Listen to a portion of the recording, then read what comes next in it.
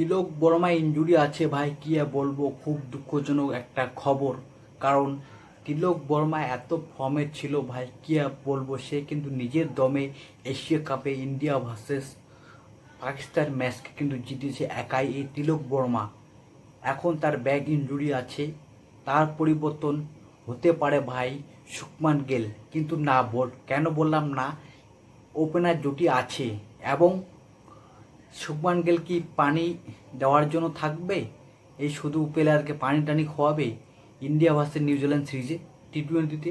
তো এ তো senior player লাগবে না ভাই, কত আর তাকে বসায় রাখবে? এবং তিলক বর্মা কিন্তু ওয়ার্ল্ড কাপও না খেলতে পারে, তাহলে তার জন্য একটা ভালো প্লেয়ার দেখা, তার জায়গাতে 3 নম্বর এবং 4 নম্বরে ওর থেকে আরেকজন আছে জয়সওয়াল। ভাই জয়সওয়ালও কিন্তু ওপেনার জুটি, অলরেডি ওপেনার জুটি আমাদের আছে। কে আছে? সামজু স্যামসন এবং অভিষেক শর্মা, আর একজন ঈশান কিষান। তার জন্য বললাম ভাই, এই শুভমান গিল এবং জয়সওয়াল তাদেরকে সিলেক্ট না করাই ভালো।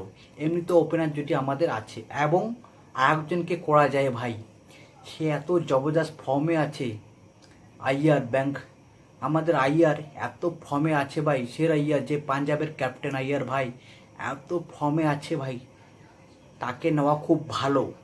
এবং টিম লিডার যাকে বলি আমরা, সে কিন্তু কলকাতাকে আইপিএল ম্যাচ জিতাইছে এবং কি পাঞ্জাবকে কিন্তু সে আইপিএলে ফাইনালে নিয়ে গেছে। কে? এই আইয়ার ভাই, সে এত ফর্মে আছে, তাকে নেওয়াটা খুব ভালো হবে। এবং একে বাদ দিয়ে আরেকজনকে নেওয়া যায়।